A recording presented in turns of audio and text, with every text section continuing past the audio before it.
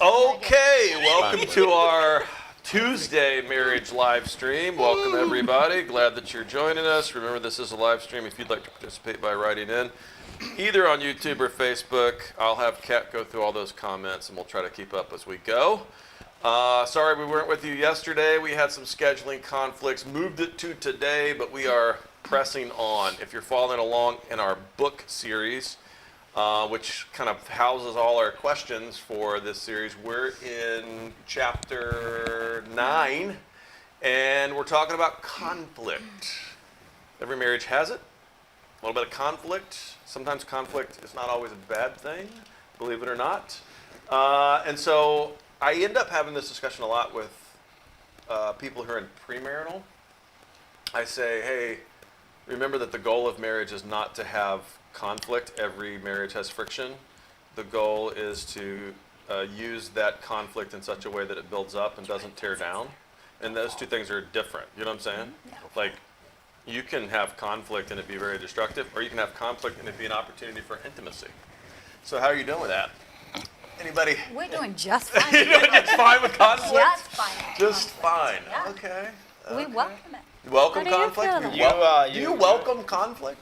I do welcome conflict. I don't share her enthusiasm for it, but she very much welcomes the conflict. I'm much more of a runner. You're a runner? Yeah, as you may know. Why, really, this? But she wants to talk about it, like, usually right away. Mm-hmm. Is that universal? Is that true for you guys too? Do you kind of feel like the women are just more apt to, they want to have the conflict, or is that true for you? Who wants to have it out? Who wants to have the discussion when there's a problem, when there's friction? Is that more her or more you? I want to discuss it. She wants to just leave me alone. Oh, okay, and let maybe me it's a little cool down. reversed over here. Okay, Yeah, so there's that's a little good. bit of reverse. Okay, that's good. Because I just kind of, well, this one's a special case. This is a special case. Special case. All right, so let's go through what's your conflict routine? What's conflict like in your house? When you have friction, what usually goes down? Babe, you want to start? Typically, you've done something. That's a good start. That's usually Has he done something or failed to do something? That Yeah. seems untrue. the common denominator seems to be that we started it, and then we go from there. All right, so what's our routine though? What's the typical life cycle of our friction moments and conflict? We don't really have too many, Okay. I wouldn't say. But when we do, When we do, typically, I'm the one that's frustrated or angry. And you're like, what are you talking about? this is very true. Everything she said at this point is very true. Keep going. And then I'll have a lot to say about it, and then you'll not have a lot to say about it, and then it usually will take a couple days for me to get over it. That's fair. Is That's that pretty accurate? fair. That's pretty accurate. That's pretty accurate. I would only add when she said, I will have a lot to say about it, she meant, I'll go for the jugular. Right away. She's actually used the phrase. Like when I've said, hey, that seems a little strong, she said, well, you know me, I go for the throat. And I'm like, okay. So that's us. How about you guys? I think I probably get, it depends on the situation, but I think I get frustrated with him more. Right. And But what do? Do you pout? Do you get confrontational? Do you run? Do you cry? Do you yell? well, it depends on the situation, but if it's something really serious, I'll probably address it. In the moment? Oh, so you're talking about like that? Yeah, well, like sometimes it heated can be in the heat moment. up or something. Yeah. I think I do try to address it most of the time, right? Yeah. And then when it's something that he just does all the time and And it's it- frustrating, I just like shut down because I'm so sick of it. As she gets over it. That's so good. But hold Or on. I take medicine. But when you taking drugs. So, but when you say, hey, I confront it, or I talk about it, is it like, do you try to be pretty? You find yourself being pretty even? Do you get like pretty emotional? Are you getting louder?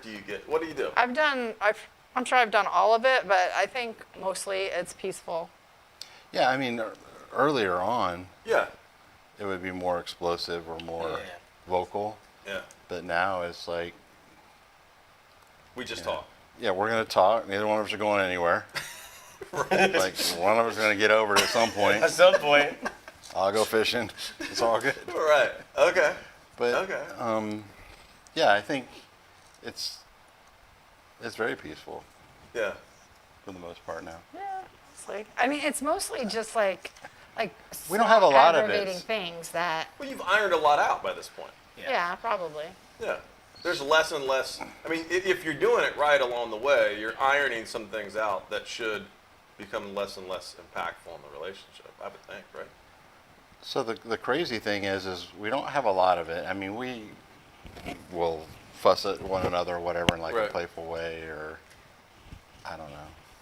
I'm always the jokester, but since we don't have a lot of it, I don't remember all of it. Oh man, you and You me know, on it's the just same like- page. I don't remember nothing. Okay, And I remember everything. but she could give you dates, times, minutes, Pat seconds, can too. number of times. Everything. like- She remembers it all. Yeah. I saw this analogy, or it was actually a video where it had the man's brain and the woman's brain in the boxes, and boxes get opened, and I don't know if you guys know what I'm speaking of. No. But It it was sounds awesome. very, very awesome to watch and to see the difference between men and women. Yeah. You know, we put something away in a box and we forget where that box is at in our mind. You probably know what I'm talking about. I haven't heard no, I haven't seen that, but Okay. no. But she's agreeing That with sounds everyone. correct. But women, Right, they've it got makes a sense. catalog file. It's like, you know, I'm going to date myself. We You have go been to doing the, decimal system. right, exactly. So you go to the library, it's like, bam, Yeah. right there. The door opens and, you know, easy access. But She'll do. This is my favorite. Like she'll do this every now and then. She did this to me the other day, and she'll be like, "Well, tell me when. Give me another example. Give me an example." And I'll be like, "I don't know, woman. I know it happened. I don't know when. I don't know where." same thing. Same thing. Well, that's Oh. not in part got one. fair because he'll use an example in an argument as if it happens frequently. And if it happens so frequently, you would think you I would can't have an remember if it does. example to give me so I could fix it or I could Good point. address it. a If you really can't good give me point. an example, I'm then sorry. it's a moot point. No, but what I'm Yeah. saying is, I don't remember Get the your hands examples. full. I wouldn't remember if it happened 100 times. I would not be able to give you the last 2 times, Yeah, like with dates, like how frequent it happens. or whatever the last thing I was Like, you know, felt it like happened at this. some point. Yeah, I'm like, I know, I sense this has been a thing. I don't know when, right? Yeah. She's like, when's the last time? When did it happen? When did you say that? I was like, you got me, Madlock. You know what I'm saying? We had a recent one, Right. and I had an aha moment. Okay. And it was for the silliest thing. She got upset because I told her she couldn't keep a secret. You can't keep a secret. When have I given away a secret? I'm like, how the heck do I know? Been yesterday or 2 days ago? But that is Something. not, I'm like, it was know, recent, so it was there's pretty a close. 2 secret, days. And then there's something really And I'm like, there. I knew you couldn't do it. You let it. And she's like, That doesn't count. it didn't that count. doesn't count. Yeah. So you did open a drawer. I found. Well, the door had been. I You know, guess you didn't eliminate that drawer. I was searching. I'd been searching through the doors because of her getting upset then you over the just secret said thing. I'm just saying. So, I think I need a move. Like in your conflict routine, when you're dealing with like a friction moment, whether it's about the relationship or about something the relationship has to deal with, or about kids, or about work, or whatever it is, like, let's talk about the cycle of that routine. Do you resolve it within minutes, within hours, within days? How long does it last? You know what I'm saying? What's the longest you've ever gone when you're frustrated or angry? No, we've gotten way better at that. So I was very much about like, that's it. I'm too lazy to hold a grudge. Okay. So then this one time, we went to the Springs, and a bunch of crazy stuff happened. So I tend to like just stay quiet, you know, like when I'm like frustrated, because I don't want to say stuff out of anger. So from here to the Springs is like almost 2.5 hours, and I made a mistake, and I gave her the silence treatment for 5 minutes, and I got the silent treatment for 3 hours. And I was like, never again. I'll learn my lesson, okay. I wasn't mad about it, but I'm like, You want to be quiet? talk You can be about it. quiet. You know, like I if was you're like, okay, frustrated about something, yourself. let's talk about it and we can fix it, and then that's it. Like Yeah. I don't want to be upset for 10, not even 10 minutes after, but I do want to talk about it because in the past, in my previous relationships, I never talked about anything. I just held it all in. I didn't say a word, and that just creates a lot of resentment. Yeah. You have to discuss things Right. with your significant other. So he was clearly bothered by something. So I said, let's talk about it. What upset you? Is there anything that I can do different or Right. what? And he's like, and I said, okay, you don't want to talk? How was it? Okay, I will Show us that again. you. I was like, okay. And then he's like playing music and wanting to dance. And I'm like, But this was like 10 minutes later. Like it wasn't like I was not talking for like an hour. It was literally like I need like 10 minutes just to like refocus about everything that happened, and then I'm good. but I need, that I was- need to was know 10 that. minutes. If you're going to be upset for 20 minutes, you can say, just, I'm going to need 20. Yep. Give me a Right. 20. I'm out of your life for 20 minutes. Yeah. But 21, I'm out. Let's talk about it. Let's do that. You know, because I don't want to let it go. Because you either forget about it and don't address it, Right. and then it just boils Yeah. up, or you know, just it de-escalates, which Yeah. is it's good to de-escalate. It becomes a sometimes, brick and a wall. It gets Correct. higher and higher. Yeah. and I'm not doing that. Not doing I it. think it's Not important to doing it. grow. Like, so I definitely know that like we had seasons, especially like when we first started. Right. Like we were like, you know, combining these two families, and there was all these things I happening. mean, you guys know that. But one of the things that we were able to do, I feel successfully, was communicate, because there was a lot of times where I was talking to her and she felt attacked, or like I was like going at her, and I'm like, I'm your partner. Like you're not my enemy. I'm not trying to hurt your feelings. I'm just trying to address what the issue is. And once she kind of knew, like, okay, we really are like partners. He's not attacking me personally. He's just stating what the issues were. I don't think we have like a lot of No. conflict. And when we do, the kids tell me, you messed up.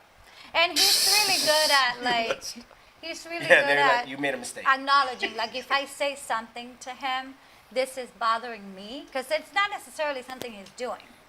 I mean, it's, something's bothering me or upsetting me. When I say that to him, he's really good at acknowledging. Okay, this is how we can do this differently or whatever, and then it's over. You know, we usually laugh about it right The after. next day, so like fight night, I get home after the fights, and the first thing I say when I come in, the dogs are barking, and it was like 2 a.m. because the fight ended late. So the first thing I say, and she was still up, waiting for me, excited. I was watching TV, Yeah. super happy. So I walk in.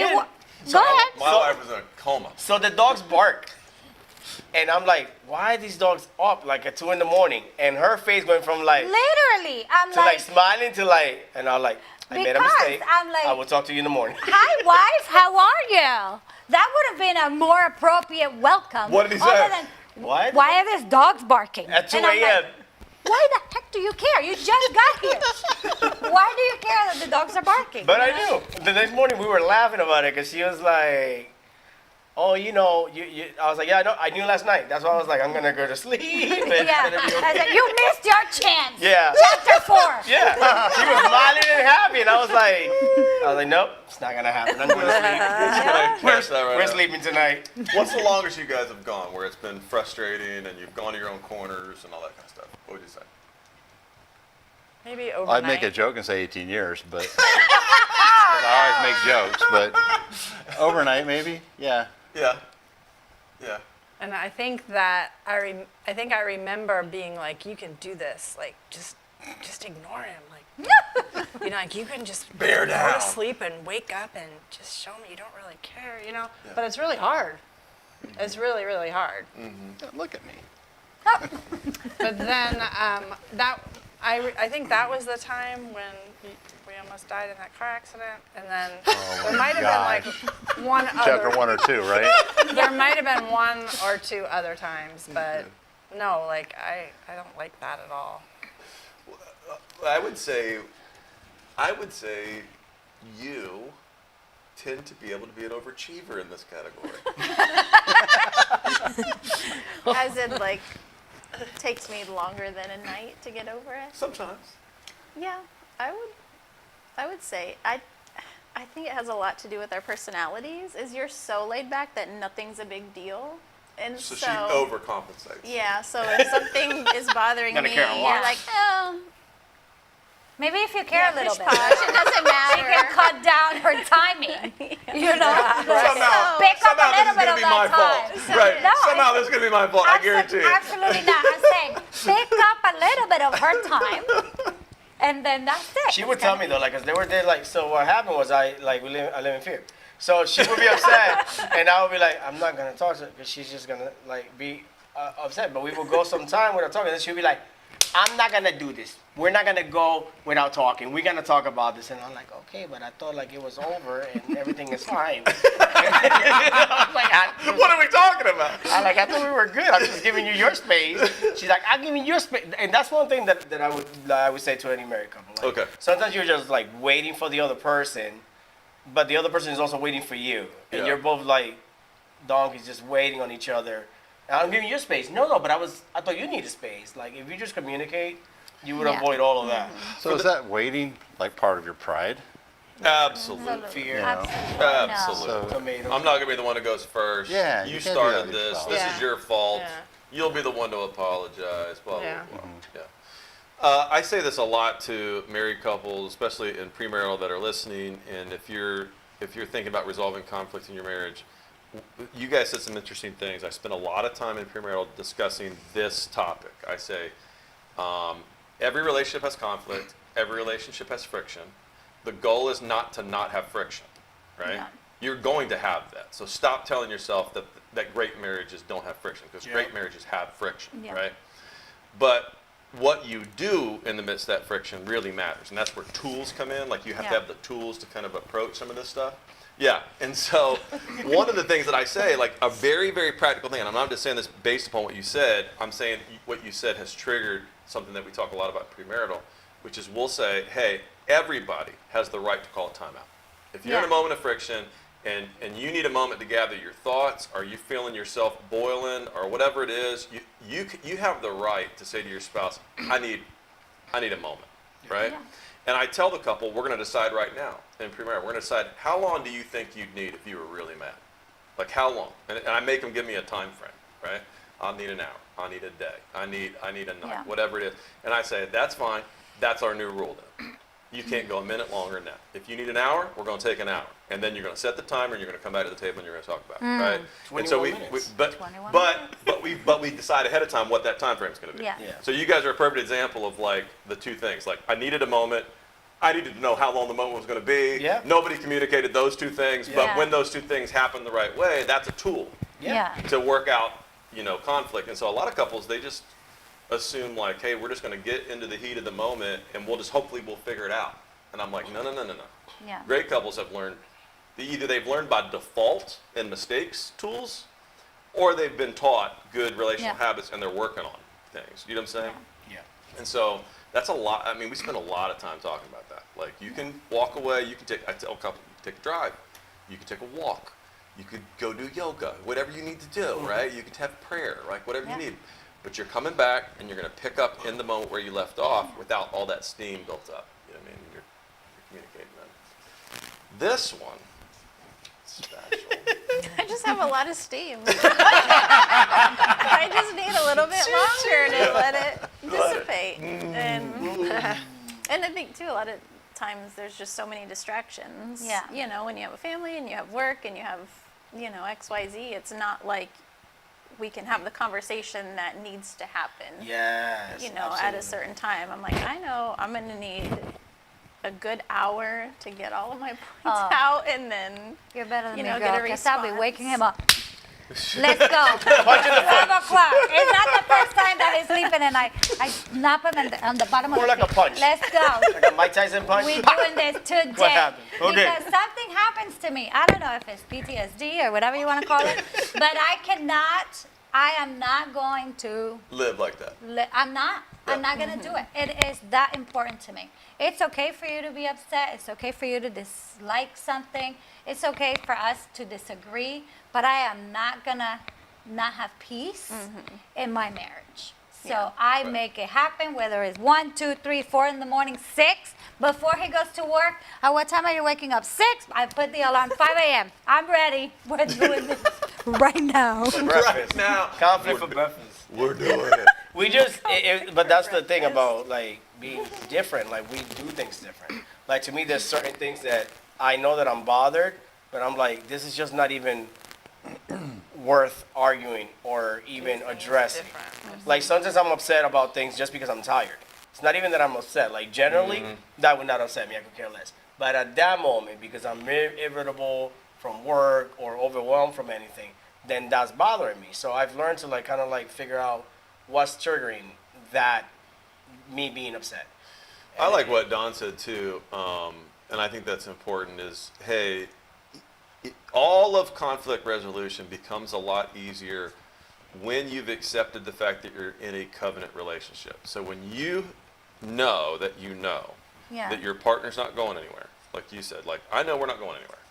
So even if there is conflict, that immediately takes a lot of that steam out of it. Yeah. Right? Yeah.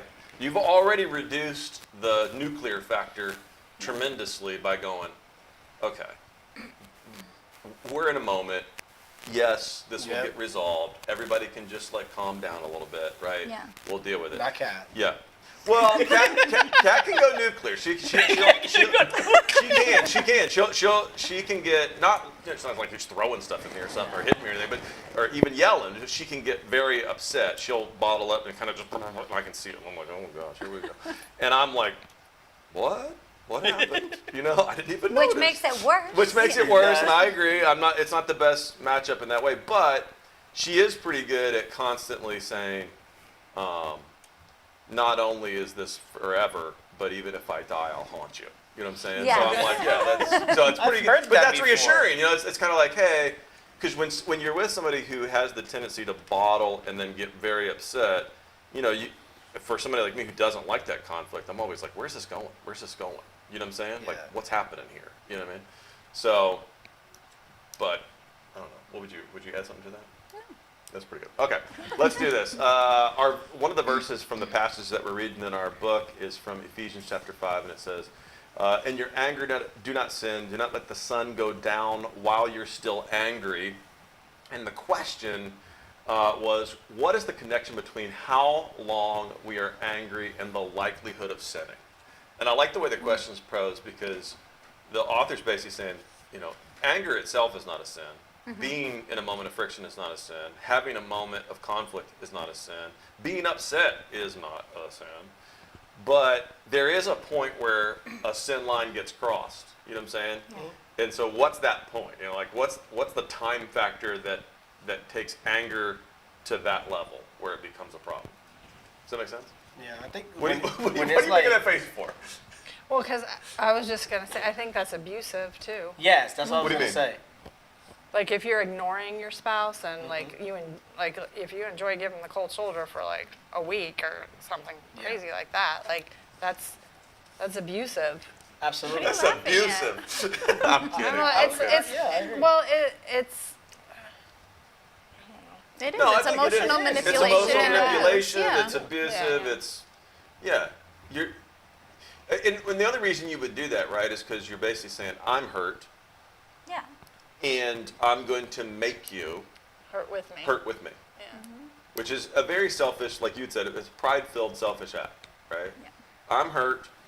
You dang sure ain't gonna enjoy these next couple of days. You know what I'm saying? Yeah. You know what I mean? There is two parties though in a relationship. Sure. So let's say if you have conflict, because I mean thankfully we don't go, even if we're having a discussion or a conflict, even if it's like overnight, we always like kiss each other goodnight. I can still be upset with you, Yeah.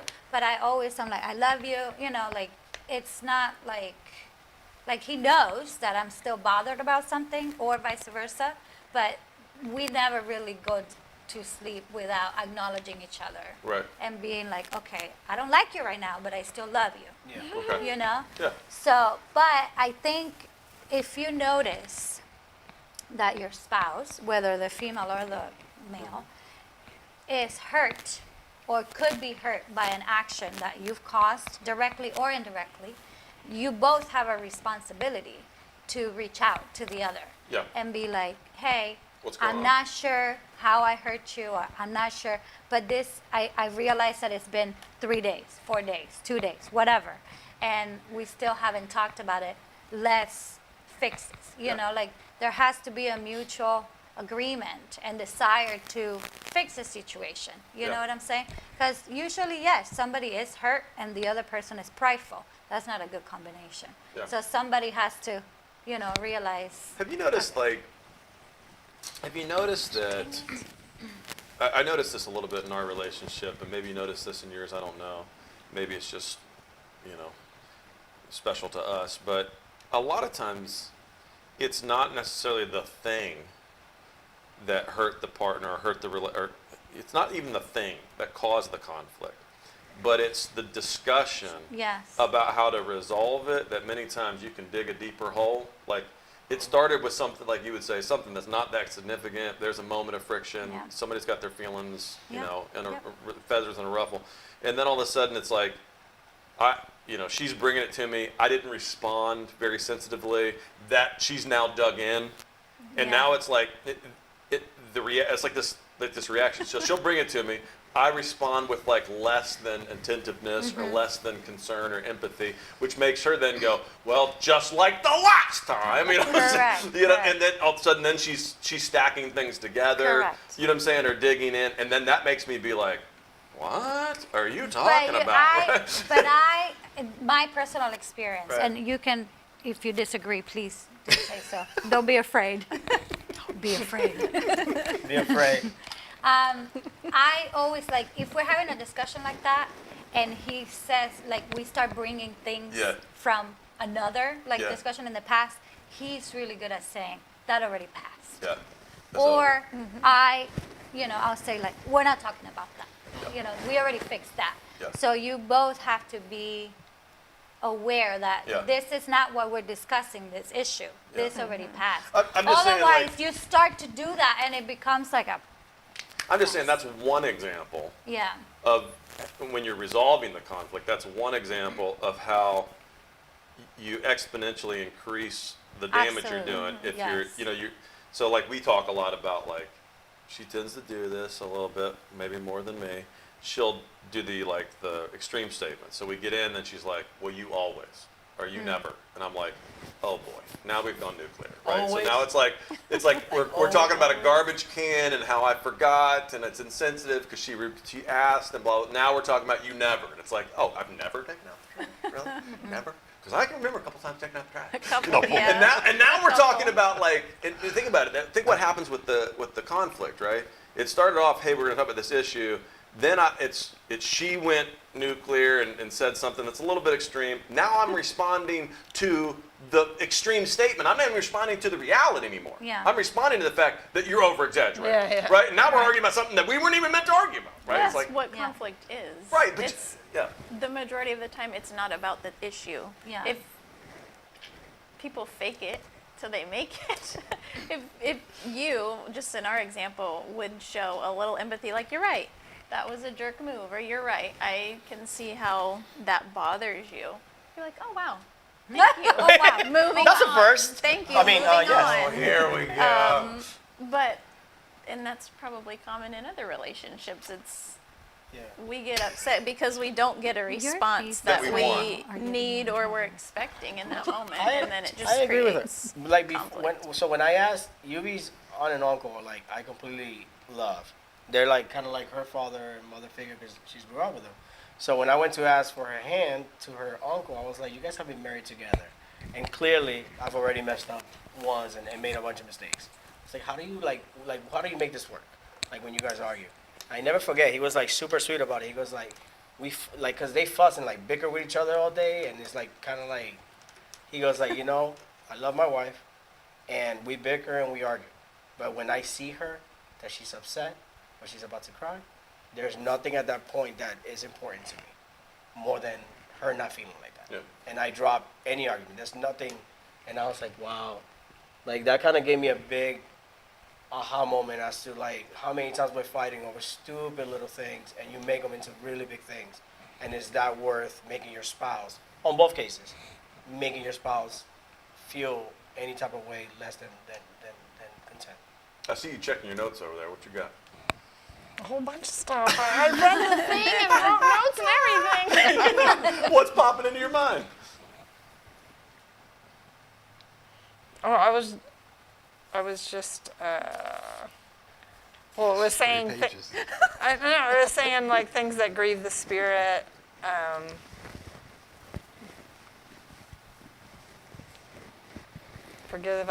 Forgive each other as Christ forgives us. Don't ignore conflict, which we already talked.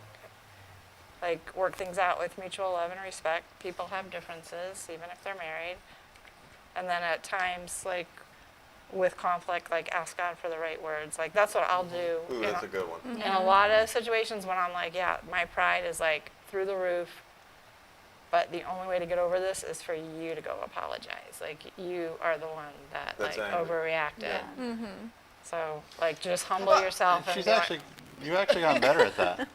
But let's stay on this. Words of affirmation. Let's Good stay job, on, Big Me. She says something that kind of pricked, and let's stay on that subject for just 1 second before we go to the next question. We do this a lot with our kids and our marriage, and I teach this a lot in premarital. This is a really bad habit in culture right now. Really bad relational habit, and we try to really work on this in our relationship. It's come up a number of times where we'll say this phrase. We'll say, "No one makes you. No one makes you angry. No one makes you bitter.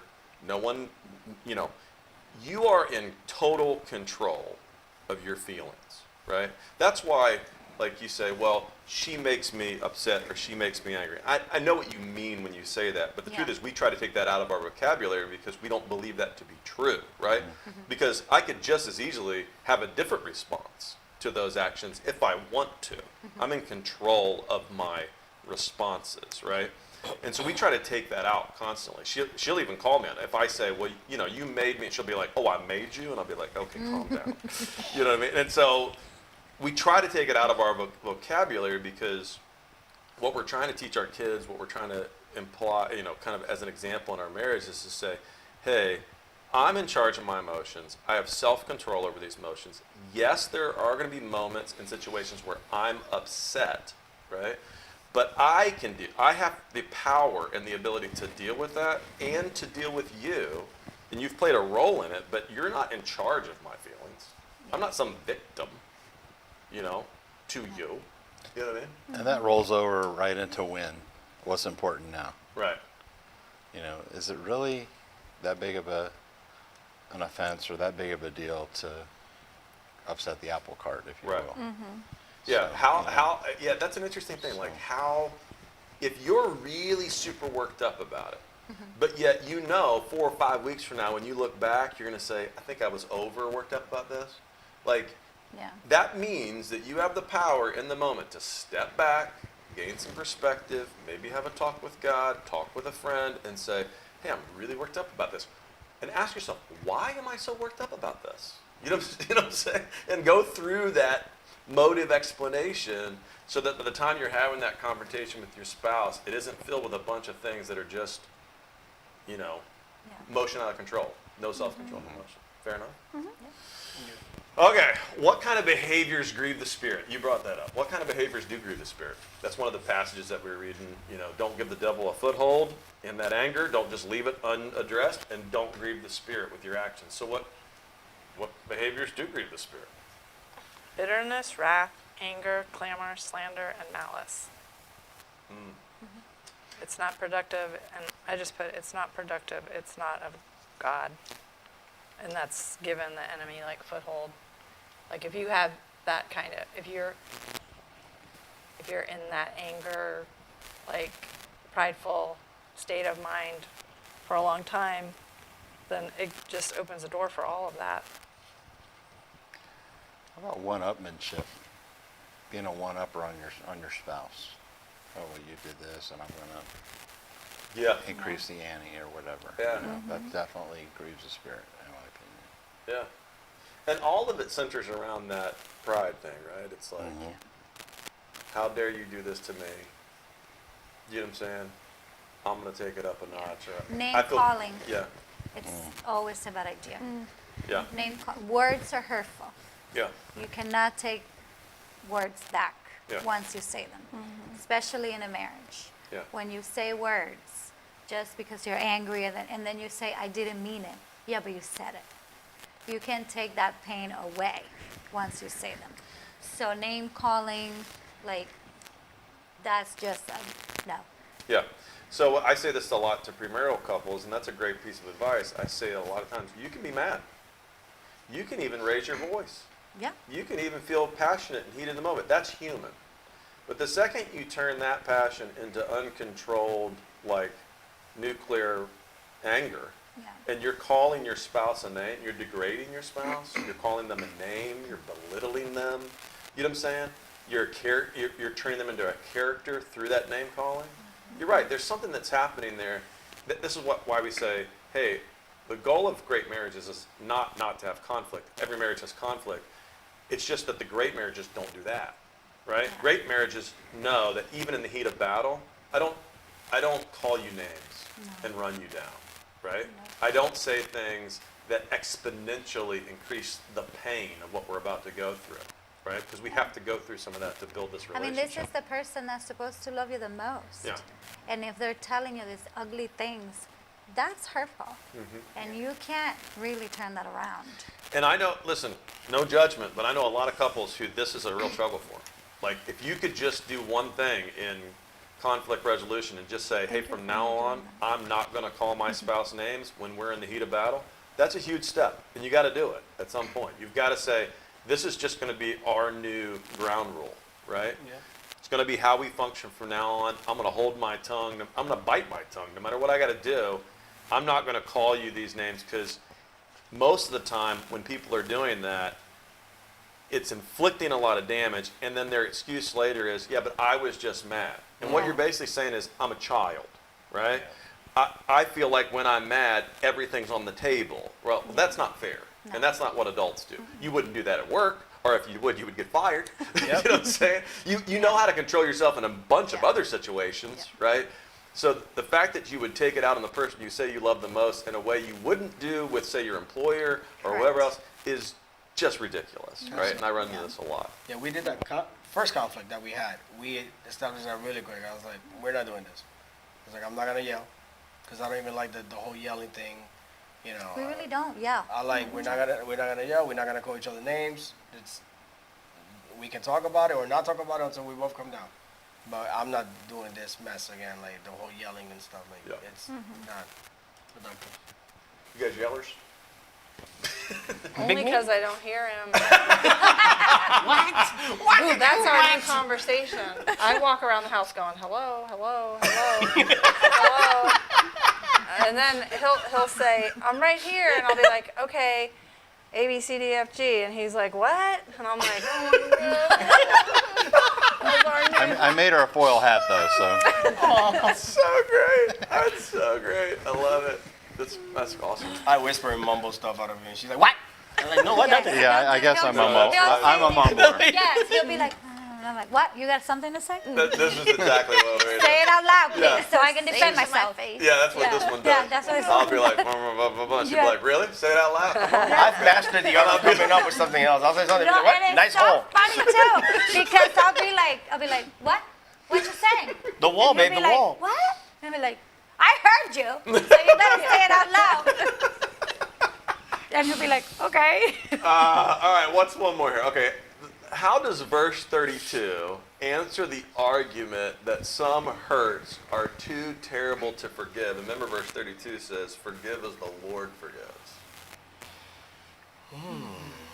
So, forgive each other just as Christ has forgiven you. That's a heavy one, isn't it? That is. So I run into people all the time that'll say, oh, I'll forgive you, but I won't forget. And I know what they mean by that, and there's an element of that that's reality. Yeah. But there's a truth here that's hard, that I think most Christians who are growing in Christian maturity, they're growing up in their faith, they learn this one down the road. This is not a first-year Yeah. Christian who figures this out. This is not a 5-year Christian. Many times this is a 10, 15, 20, Yeah. 40-year Christian that gets this under their belt, and they go, oh, I've arrived at a place where I can truly forgive and forget this. Like, Yeah. I can throw it, like the Lord says, as far as the east is from the west. And by that, they mean this. They don't mean, like, literally, they can't recall what happened in their mind, even though I think that's potentially possible for some people to do. Yeah. What they're really saying is, when I see you or think of you, when you cross my mind, the first thing's not negative anymore. Yeah. Does that make sense? But that's not the first thing that comes to my mind. And it used to be. When I saw you, or when I had to deal with you, that was the first thing that popped in my mind, was the harm that you caused me, the sin that you infringed upon me, or whatever it was. And now when I see you, I actually look forward to you. I see joy in you, right? Go ahead. I think it runs a lot deeper than sometimes you would like to admit. Because sometimes you could not look at them like that, but then any little thing that other person does would trigger something from the past. And you don't really truly move on. Like, you want to forgive and forget, and you say that you forgive and forget, but then if everything that person does reminds you of the past and it triggers you and it sets you off, then that's not really forgiving and forgetting. I would agree with you. I just don't think that, I think that a lot of people who say the phrase, like you just said, I want to forgive and forget. For a lot of people, for a lot of Christians, what we're doing, whether it's in a marriage or at work or with friends or with kids or whatever it is, we're saying, well, I understand God's message about forgiveness. I want to forgive, but we're not actually going through the steps of forgiveness. We're saying the right things, which is I want to forgive, but we're not doing the right things, No, I which think means I've got to meet with you. I've got to say out loud, you've hurt me. I've got to wait for a response. I've got to then respond with, I forgive you. I've got to let this go, right? I've got to draw you in close again for reconciliation. Like most people, most Christians in modern America, when they say forgive, they basically just mean, in my mind, I'm going to tell God that I'm not mad at you anymore, and that's it. Well, that's not forgiveness. No. You know what I'm saying? You know, it's a whole process that I think takes longer than most believers want to recognize. Absolutely. And I do believe, like, it happens sometimes subconscious. Like, you think that you're forgiving that person, but then any little thing Is boom, you're right back. is boom, you're right back You're to right. that. And I'm like, then you really didn't. You didn't really. Yeah. That makes sense? No, absolutely. It's 100%. I run into that I've done that in my life, and I run into people who are still doing that. And I'm like, yeah, because you want to forgive, but forgiveness many times is hard. Forgiveness takes you stepping out on faith and going, I need to have a talk with you. You need to know that this has happened, and I felt this way, and I'm hurt, and I feel like you were part of this, and let's talk about it, and wait for a response. And then if the response on that part is pride, it's like, well, we're not timed yet. We'll have to come back to this. Do you know what I'm saying? It's like there's a dance that has to happen there before you can really get to a place where Christ is talking. Yeah, but how do we apply that to a marriage? Let's say a couple that's living together, because the example that you guys just talked about sounds like somebody that's in your life. But when you're married and Fair living enough. under the same roof, how do you apply that? Well, the first in thing a- I would say to every married couple that's listening is there's nothing that cannot be forgiven, right? I think that's important to say right up front. Now, that doesn't mean that in this life, with our imperfections, that there won't be unforgiveness and there won't be things that don't get overcome. But what this is saying, and all of us have to agree with the raw truth here, is there's nothing that cannot be forgiven. Yeah. That's a choice that we're making. Yeah. That you can do it. And some of those people that are listening, I get it. Some of you people that are listening are going to have like a list of really horrible things, including infidelity and other things, and you'll say to yourself, well, I can't forgive this. But the truth is, we could. I see people do it all the time, right? I see people do it all the time. I'm not saying it's going to be easy. I'm not saying it's not going to be painful, but it can be done, and I think that's part of what this verse is saying. And so if you're telling yourself, well, I've gone to the well one too many times, this has happened again, we're on repeat, or blah, blah, blah, blah, and I can't, you can tell yourself that. But that's not what Christ is saying, right? There's more to the story than that. What do you think? I agree. I agree. I think as far as to address Yuvi's question, how does that apply in a marriage? I think when I look at that verse or think about times where you've really upset me or legitimately done something that's frustrated me, the way I get to that place is just praying for. Yeah. Like, it's hard to be mad and it's hard not to forgive someone when you're actively praying Right. for them. Yeah. Yeah, it's good. That helps me a ton, whether I want to or not. Whether if I am not in a place where I can admit I'm not ready to forgive you, I still pray for that person. You know, Mike included, and it helps Yeah. get over that. Yeah, That's good. it's good. Yeah. You can also be proactive and, be mindful about not doing stuff that you know you're going to have to be forgiven for. Sure. I'm not. Look, we will. No, do it. like, I'm just- like that's you a, know. that's an actual, like, especially for guys, because we have a tendency to say, I don't know how I got to this point. You do. You do know. Yeah. Do know. So be purposeful about, the stuff that will hurt your wife or your spouse. Be mindful. Like, don't do something that you know that you're gonna have to be forgiven for, and it's gonna have to be like a sacrifice for them to forgive you for. Yeah. What were you gonna say? I just think with forgiveness and the extreme things that can happen in a marriage, and that's basically what we're here for, is in reference to marriage, infidelity, or just things that dishonor your marriage or each other. If that is brought to light, I think that forgiveness comes way easier, especially if their reaction to that is like, oh, I'm going to do everything I can. With infidelity, I mean, you have to do a lot to build trust, Yeah. too. So Yeah. Well, Does it- humility is huge if you're. So let, Needing forgiveness. look at both of the extremes, right? Because you're bringing up the infidelity thing, and let's look at both the extremes. So when this passage says, forgive as God has forgiven you, or the Lord has forgiven you, or Christ has forgiven you, think about, this is extreme. I know that what I'm about to say sounds counterintuitive and extreme, but in a marriage, many times where there's been infidelity, I say this all the time. I've done this counseling for years, and I say, many times, not all the time, a lot of times guys tend to be off the rails on this for whatever reason. It's not always, but I usually look at one of the people on the couch and I go, hey, this person's really screwed up here. They've messed this whole thing up and ruined all the trust and all the security and all the, you know what I'm saying, the intimacy of this marriage, and the only one that can fix it is, guess what? You. They can't do anything to fix it. They've screwed this whole thing up.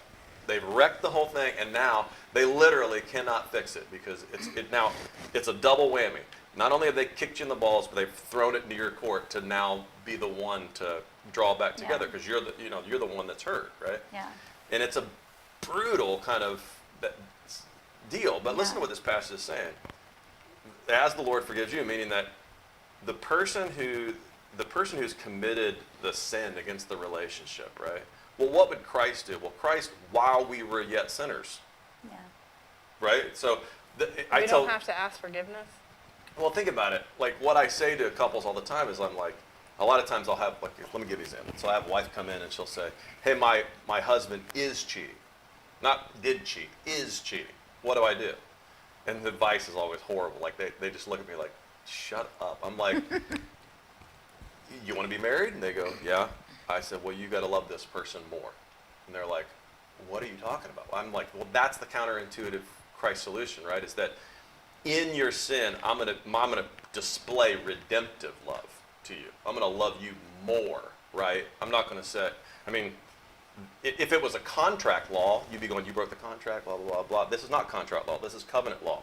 It's us for life, right? So I'm gonna love you more, and that love is gonna draw you back in. But if it's filled with bitterness and anger and hate and resentment and all those things, this thing's doomed. It is what it is, right? Yeah. But for the person who's committed, there can be no true restoration in the relationship until the person who's inflicted the pain owns up to what they've done, confesses their sin, right? Makes amends, works that, yeah, they have a part to play. It's just that many times what they've done, the solution starts with the person being Christ-minded, right? Yeah. Extending them redemptive love before they're even ready to say, I'll receive it yet, Yeah. right? And no one likes to hear that. I'll tell you right now, no one likes to hear that. I get advice all the time. They look at me like, I'll kill you where you stand. And I'm like, you asked, Yeah. right? But it's extending that love, and then that person, look, there's many times where the love gets extended and that person walks away. Or that person denies. Or they won't confess, or they won't enter into the covenant relationship, and it will end the relationship, right? I'm not saying it won't happen. It will happen, but the only way it gets truly restored is through love, right? Is somebody has to do something great and grand and sacrificial and grace-filled, Yeah. right? If that doesn't happen, basically you're in a contract again, and it's like, well, now I've got a new contract for you. So you cheated last time. I got this new contract. I'm just waiting for you to screw up so I can invoke the contract again. And I'm like, dude, this thing's doomed. You may get another 2 or 3 years, 5 years, whatever it is. It's doomed. That's not a marriage. Yeah. Right? A marriage is what you said earlier. I know nobody's leaving. We're at peace. It's done. I wake up every day and it's me and you for life. Right? That's marriage. That's peace. That's joy. Right? No matter what fight comes. Yeah. So, I don't know. Absolutely. I don't know. Those are tough. Those are tough deals. And that's not to let whoever's offended the other person off the hook. If you're at home and you're that person, you've probably got enough shame, but shame on you. You know, make it right with your spouse. Make it right with your spouse. right. No, I'm saying that's the thing, and you can make Making up is always fun.